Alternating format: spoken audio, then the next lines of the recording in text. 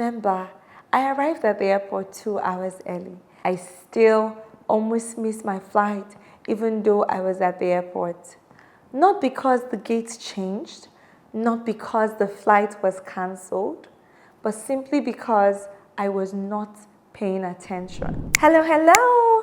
Welcome back to this channel. Remember, this is Uncharted with Hopes, the Speak with Impact series, and this is where I've been sharing my lessons and my journey on becoming a better public speaker. So thank you to every single one of you that has subscribed, liked, commented so far. And if you haven't, please make sure you hit that subscribe button and subscribe right now. So today, I will be talking to you about what almost missing my flight taught me about the art of listening. Let's dive in. I went to visit my sister. I remember I arrived at the airport 2 hours early.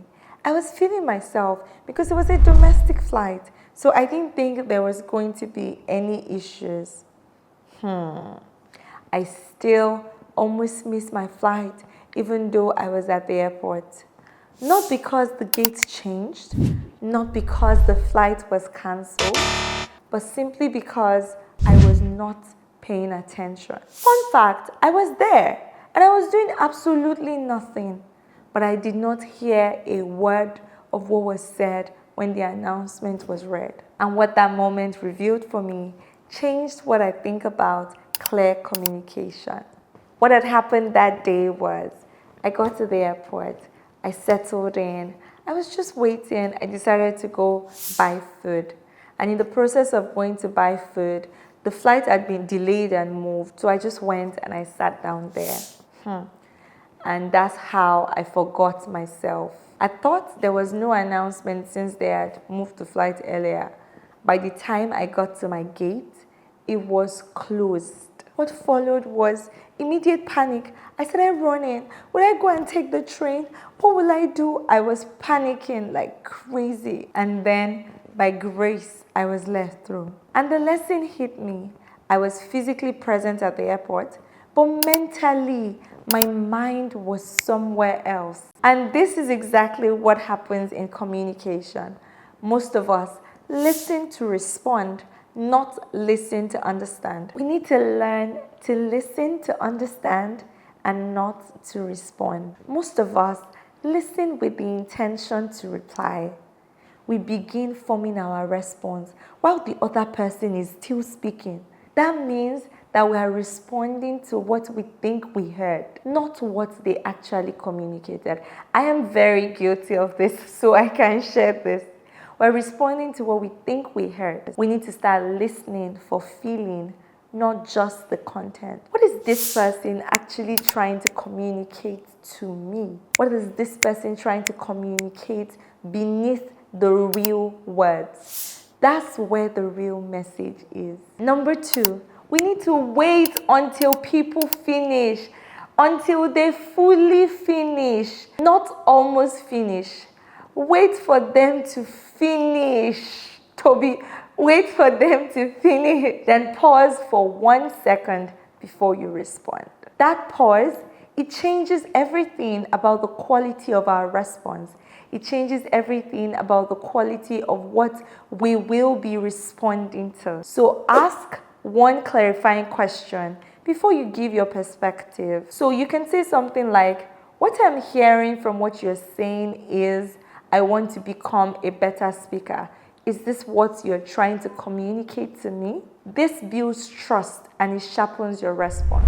Pay attention to what is not being said. This I am very guilty of. You need to learn to read the room. I am still learning this myself, but we need to learn to pay attention to what people are not saying. In that airport, the announcement was not loud or dramatic. It was quiet, and I missed it. Rooms communicate the same way. When you're speaking, here's what you need to watch out for. You need to watch out for the energy shifts. You need to watch out for when the room gets quieter. You need to watch out for when the room gets more restless. That is information because something may be happening in the background. Maybe there's a ruckus happening, but because you're not paying attention, you miss it. Or maybe someone is trying to grab your attention, but because you're not paying intent attention, you miss it. So look out for patterns. What are some patterns that you're citing? Not isolated signals. The body language clusters. One person folding their arms quietly may mean nothing, but three people simultaneously doing this definitely means something. And it means that you need to pause, stop, and check what is going on in the room. Always look for patterns, not isolated signals. The questions people don't ask, because sometimes silence after you speak means something. So you need to ask them, are you clear about what I just presented? Is there any information that you would want me to clarify? Look out for patterns. And number 3, recap before you respond. This is one of the most powerful tools that most people don't use deliberately. Before answering a question, refine it and rephrase it in your head before you respond to someone. What that does is it confirms that you understood it correctly. It builds visible trust with the person that you're asking. It gives you a moment to think before you answer. Recapping helps you to collect your thoughts. It models the kind of attentiveness that people want to see when they keep talking to you. So let's try this formula. What you're asking is this. Let me speak to that. Simple, effective.